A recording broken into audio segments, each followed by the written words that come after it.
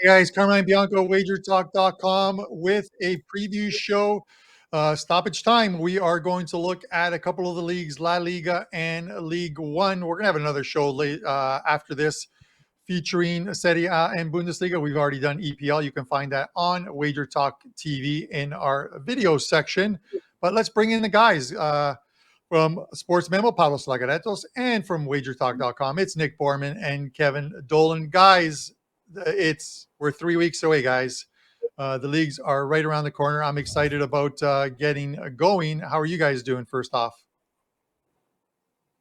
anyone want to jump in? Oh, well, I'll start. I'm doing great. I'm keeping myself busy with Argentina and Brazil and Norway, and it's been going great. But I'm super excited for the big five leagues to start because we've had enough of those, mediocre leagues. We just want the real soccer to start now. So super excited. So, Mediocre which leagues. brings us back to MLS, the fact that hey, MLS listen, is the real deal. Nicaraguan soccer was good for us during the pandemic, but yes, of course, the top Yes. five leagues. We hammered out the very first league, which was the EPL, which you can pretty much call the Super League now, with every single top player seemingly in this league, or almost every single top player. But guys, before we get right into La Liga, let's talk about some of the summer transfer news. There's been a lot of news throughout all the top five leagues, but La Liga in specific, a couple big players coming to the league, a lot of moves, a lot of it top heavy from your four big teams from last season. Anyone want to jump in and talk about some of the big moves? My question is, I thought Barcelona didn't have any money, but they seem to be spending a lot. I don't know what's going on there. True. That's true. They're cheating. They're cheating. They could not hold on to Messi, but they've somehow found a way to bring in Lewandowski from Bayern Munich. They've brought in Rafinha as well too, who I think is going to have a monster year for them. And then Real Madrid as well too, with a couple signings strengthening their D, I think, with Rudiger from Chelsea, and then Tuchemene as well too coming in. Any other, Pavlos? I know you sometimes follow this transfer market well with some of the lesser names. Anything else strike you at all, or should we get right into some futures? I think Betis they didn't buy a lot of players. They bought 3 players, but they reinforced their defense, their midfield, and their offense. So I think Betis are going to be one of the dark horses of this competition. I think they have great quality in that team. I think Barcelona are kind of cheating with the way that they're bringing all these players, and they did get a couple of players. Christensen from Chelsea was a center back, and he's really valuable for this team, and also Kessie from Milan, and both of these players came on a free transfer. Otherwise, I don't think there were many winners. Maybe Espanyol got reinforced a little bit, but I think Betis were the clear winners, and of course Real Madrid, with the addition of Tchouaméni, they now have a very young midfield, and they're probably gonna, start switching from the trio of Modric, Casemiro, and Kroos to, they're gonna bring 2 very young and very talented players with Camavinga and Tchouaméni. I think they're building for the future. They trimmed the fat with, they dropped off some players like Marcelo, Bale, players who didn't really play well. But I think it's gonna be a 2-team league again. I don't think anyone has the quality to challenge this duo. Yeah, and that's the thing. Before we get into the futures, and I think we're going to see a certain theme when we go throughout this for all 4 of us. Each one of us will have a different segment on who we like in the futures market, and we'll talk about everything from league winners to goal scoring props to top goal scorer to teams to be relegated, top 4. And top 6 in some of the leagues. But with that said, and Pavlos, I echo your thoughts on this. It looks like a 2-team battle, much like the EPL has been in the past few seasons with Liverpool and Man City. But do any of you guys think that the fact that Real Madrid had such a monster and massive year last season, winning not only the Champions League but the La Liga title as well, that they regress at any point of this season and it's a down year for them, or do they just keep that that train rolling along. I think there's only one way to go for them, right? You're on the top. It's hard to maintain that. You're probably only going backwards. I mean, we've seen it. Liverpool wins the Premier League, and then they can't do it the following year. And then they win the Champions League, and they can't do it the following year. Same with Man City. It's hard to repeat in anything, although Man City's been more dominant, at least in league play. But, yeah, I think it's going to be a challenge for them. I mean, they lost Gareth Bale. He scored a goal in the for the LA just this past weekend. How can you make up for that? He certainly did. I've been watching some of those games, and a lot of European players coming over to play in MLS, and some of them are still somewhat in their prime. So it's good to see them out here, and it's good to see them live and in action. But guys, let's get right to the futures, the La Liga futures. And I'll kick it off. I'm looking at a couple of them here.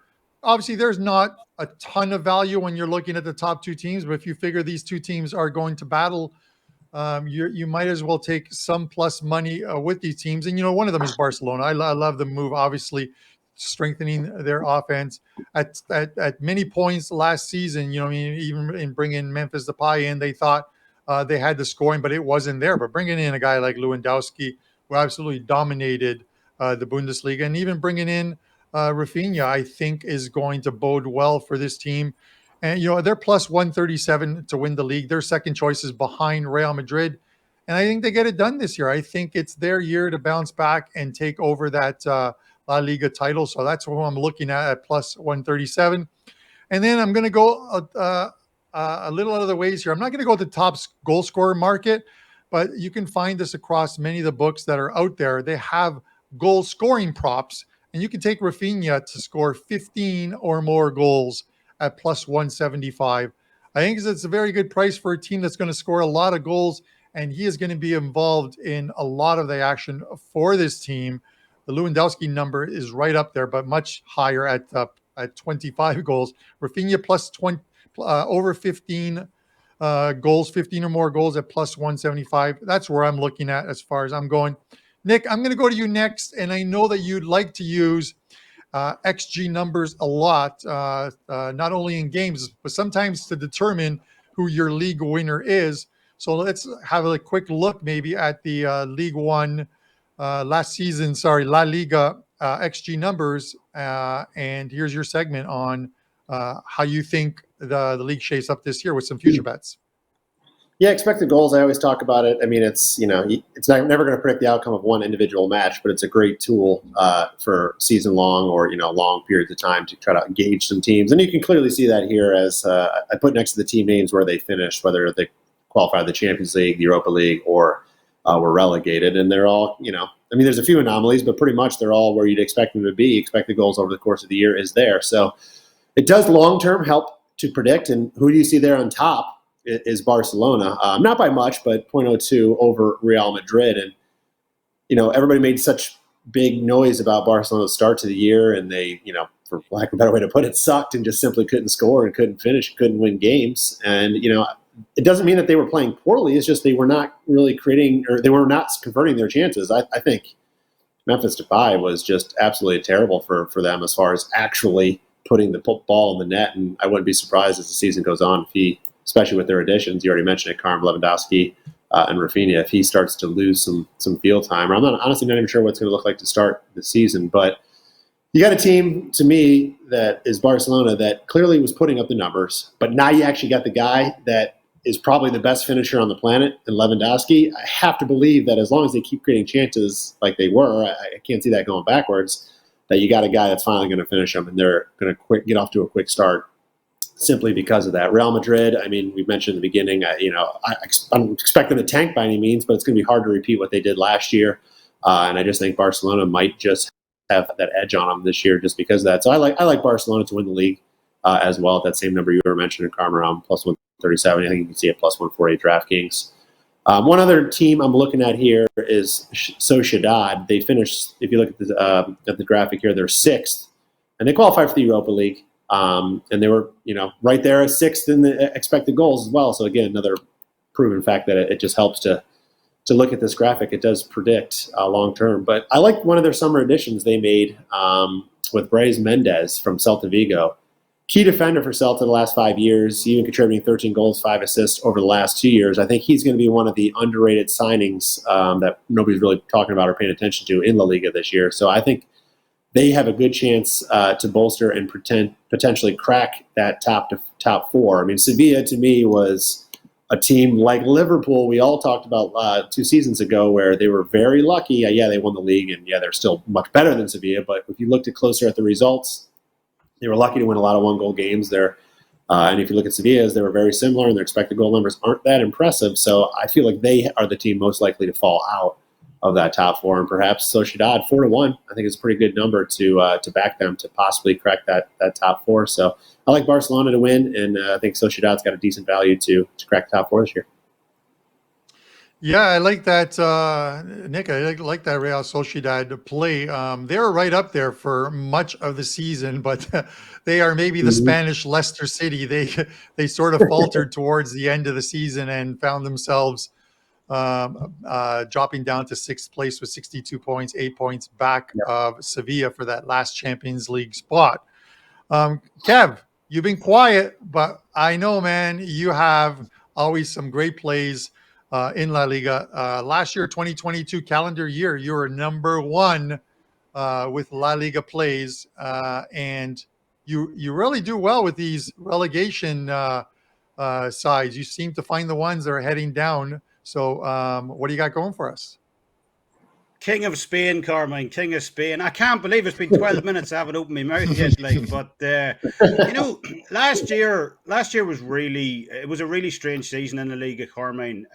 Because if we go back to when Ronald Koeman was in charge of Barcelona, he got fired at the end of October. They were all the way down in 9th. They were really struggling. They had just 4 wins all season. So it was obviously understandable he was always going to go. I think he lost 3 El Clásicos on the bounce as well, which you just can't get away with. But Barcelona actually ranked first at the time of his firing on overall expected points. And, I've never seen a gap that big between, what the data suggests should happen, and the actual reality. 2.86 to 0.79 XG advantage over Rayo Vallecano. They lost that game, 1.88 to 0.61 XG against Granada as well. He stumbled out with a draw. So he was really, really unlucky. We know the rest of the story, obviously. Xavi raids in, fresh coat of paint. Barcelona, suddenly looked like the hottest property in Europe. But again, the data suggests Real Madrid were actually the stronger team to finish out the season, not Barcelona. So really topsy-turvy season. It's very hard to separate these two teams in my eyes. So I actually agree with you guys. I'm going to take the bigger price, which is Barcelona right now.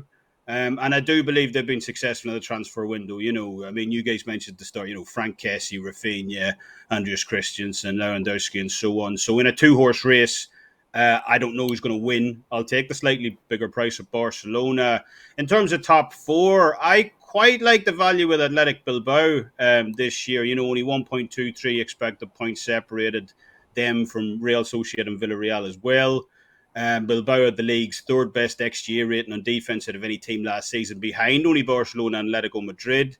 They had the 2nd best expected points tally at home last season as well, and that got upgraded from the 1st of February onwards to number 1. So this is a dangerous team, and they're going off a plus 600 to finish in the top 4 this year, especially their home form. They're so good at home, so if they can get slightly better on the road, that plus 600 price looks big. But my favourite bet is what you touched on at the start, relegation. I love relegation plays, and while it's not a massive price, Elche to go down at plus 150 is my favourite bet in the Liga this season. Elche finished in mid-table. If you just glanced at the table, Elche finished in mid-table, respectable position. I think they were 13th, but, looks can be incredibly deceiving. This team were absolutely woeful from a numbers perspective last year. They ranked bottom of the league in overall expected points.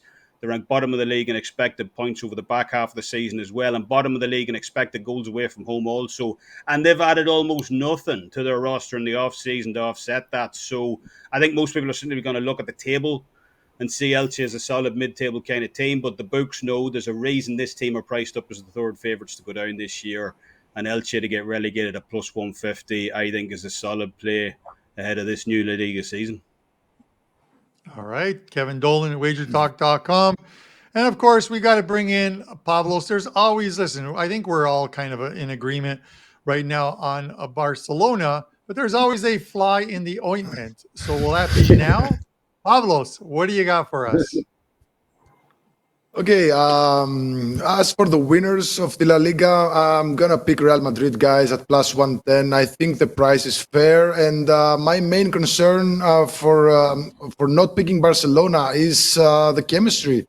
And I know they made a lot of additions and the great additions as well. But if you look beyond the names and you look at the players and how they'll be able to gel with each other and with the rest of the team, I have serious doubts if they're gonna make it. So before Lewandowski came to the team, they had Dembele, Depay, and Aubameyang, and Braithwaite.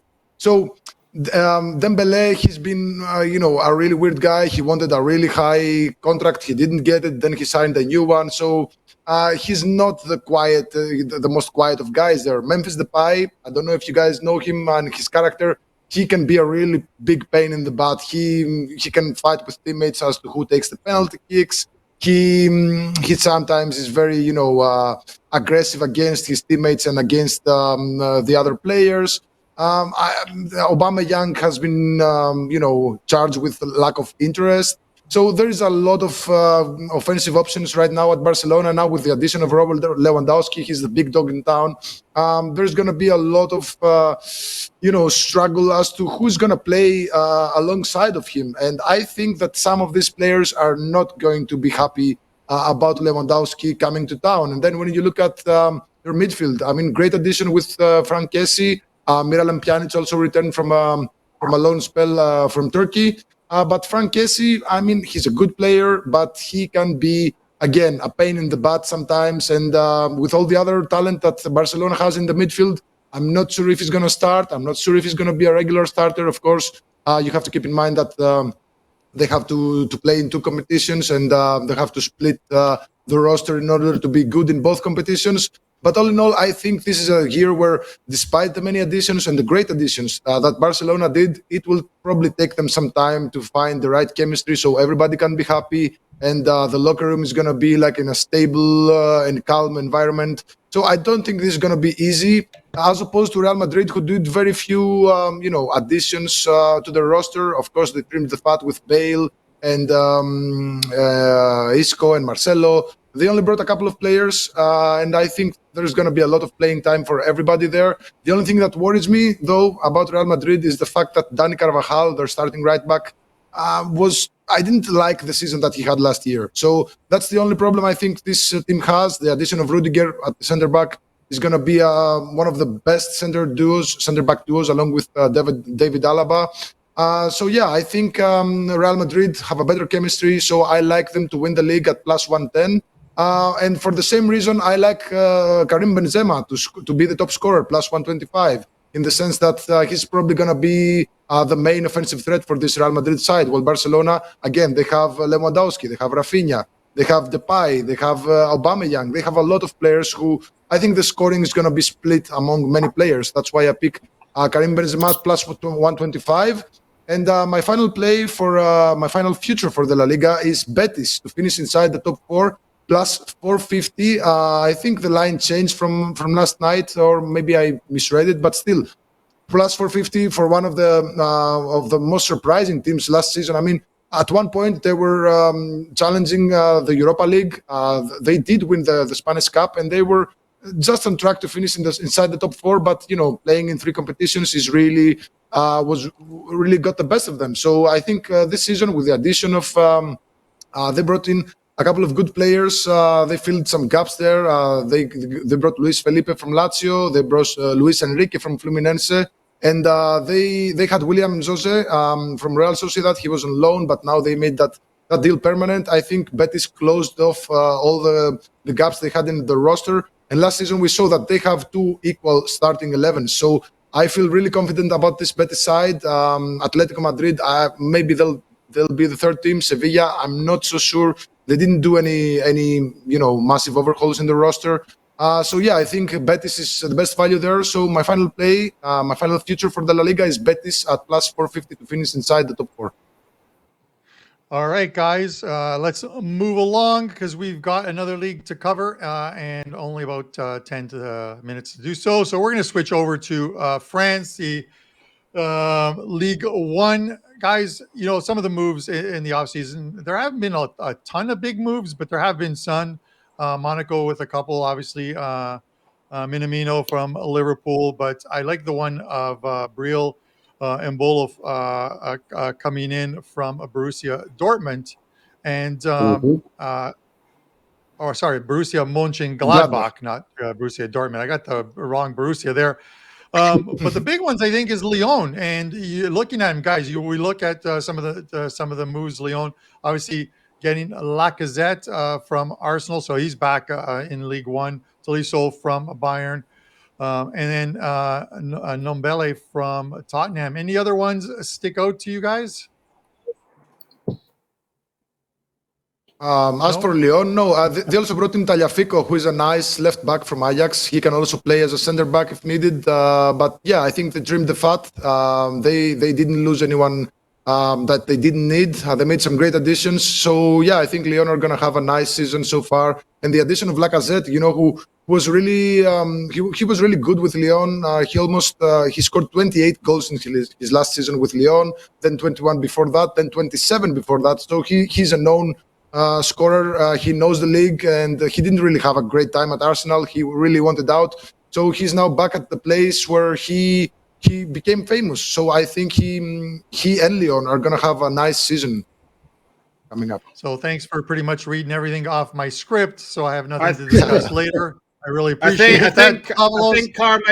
I think Carmine as well. If Monaco can land this Boubakary Soumaré deal from Leicester City, I do think they'll be that'd be a great signing for them as well.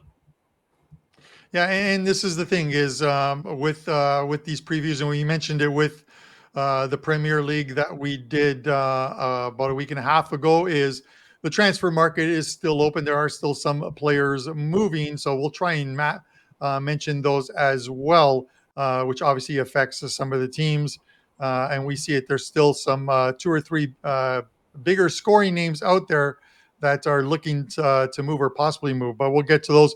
But let's get right to the futures, guys. League One. I'm going to go first. Last year was a fantastic year for me in League One. Another profitable year for me. Number one at WagerTalk with League One plays. And I'm going to kick it off. I mentioned Lyon, and I'm going to stick with Lyon. I'm going to pick them. You can get plus money on them to finish top 3. I don't foresee them finishing outside the top 3. Most leagues have a top 4. With League One, it is top 3. They basically, sports books will base it on how many Champions League spots are available in each league. So, whereas Serie A, Bundesliga, EPL have top 4, Spain have top 4. France has a top 3 with 3 teams getting into Champions League. Top 2 directly. The third place team goes through a qualification process. But I'm going to stick with Lyon here. Top 3, you're getting them at plus 110. And then when you have a league like League One, like Bundesliga, which we'll talk about later on in another show, there's always a team that is priced heavily to win the league. In this case, it is PSG at minus 1,000 across many of the sports books. So those books will offer you a price on who will win the league, excluding that team that is favored to win. So essentially, you're picking who will finish second in the league.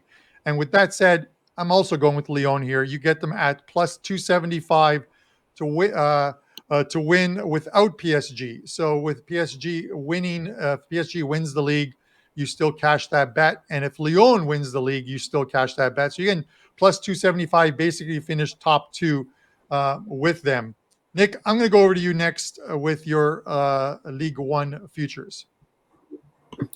Well, Carm, I'm glad you asked. If we take a look at the XG graphic for League One, it'll at least back you up that Lyon probably have a good chance to rise from, I don't know how they finished mid-table last year. I really don't. I mean, their expected goal numbers were much better than that and not far off from any of the teams that qualify for the Champions League. So I think that's a good bet for them to increase this year and possibly finish in that top 3. For me, I like Monaco a lot. You can see here they finished third in expected goals last year, but their signings, you mentioned at the beginning of the show, Carm, I think Mbolo has a chance to be the most important signing of the year in League One. I mean, I think he's an underrated, unknown player at Gladbach, and coming over here to Monaco, I think is going to be great for them. I mean, to selling Tchouaméni to Real Madrid for 80-some million and then bringing in two guys to replace, and they're netting $70 million in the bank. I think they have one of the best transfers that you could possibly have, because I don't think they're going to lose anything on the field, but they got a lot of cash in the bank, but obviously the cash isn't winning here.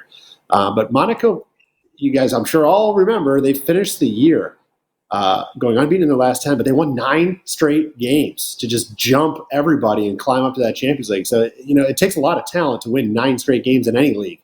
It doesn't matter that League One's, can be top heavy. So that was very, very impressive to me, and a testament to what I think they can do. Of course, that was after they were eliminated from the Europa League, so perhaps they still struggle to juggle 2 competitions, but I think they have a good chance. And really, Mbolo, I mean, Wissam Ben Yedder scored 25 goals last year, so defenses are going to be focused on him. So I think Mbolo has a great chance to take some of that focus away. So to win without PSG, Carm, you mentioned Lyon. Monaco's at 4-1 plus 400. So that's my play on to win without PSG. On the relegation side, I'm looking at taking one of the promoted teams, so you won't see him on the X3 graphic, but Toulouse, who come from Ligue 2, were up in Ligue 1 2 seasons ago. They were the worst team in the expected goal differential that season, so rightfully so relegated, minus 0.57 per game. Took 2 years to get back up to League 1. They did play very well last year in League 2.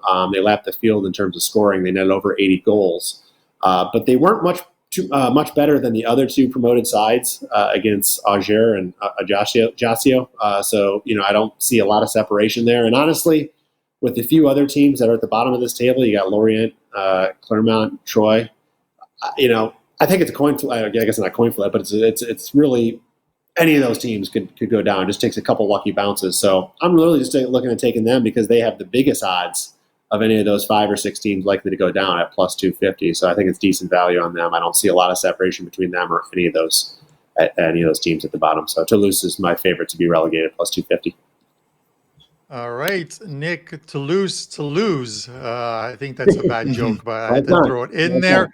And we can still cash both of our to win without PSG if PSG were to finish 3rd in the league. I don't think that's going to happen. And it was a Lyon-Monaco double. We could both hit on those plays. But speaking of teams winning, let's look at teams not winning and teams getting relegated with Kevin Dolan. I can't believe, just firstly with the top 3 market, I can't believe I'm agreeing with Nick. I completely agree with Monaco. And it wasn't just the final couple of games. From December 1st on, this team were an absolute freight train. 49 points banked over the final 23 games.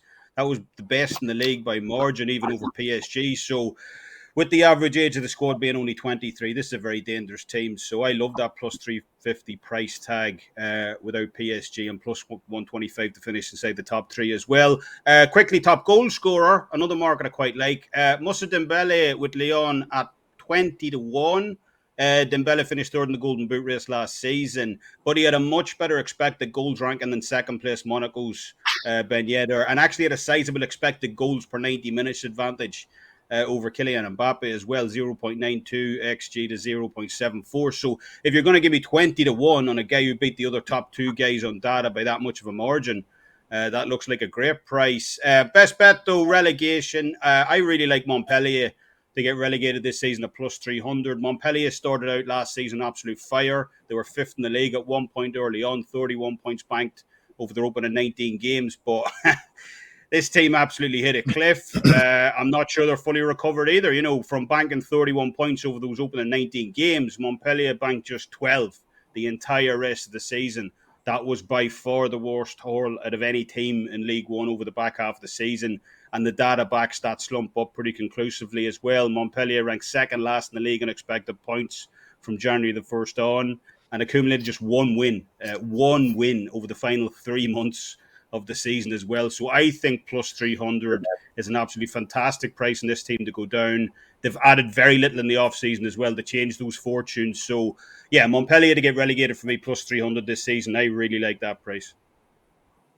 All right, that is a juicy price. Plus 300 doesn't look like it would be, but in these relegation odds, usually you've got about 6 or 7 teams, anywhere from a minus 110 up to about plus 300, plus 350. And that is a good one at that, Kevin. Pavlos, we're going to finish this off with you, and then I'm going to recap everything and give you guys out there watching a promo code to get a full season of any one of the leagues from any one of the cappers at a special deal. But you mentioned at the top of this show for the League One, Lacazette, 76 goals his last 3 seasons in the League One. He returns after a stint with Arsenal, 27, 21, and then 28 in his final season.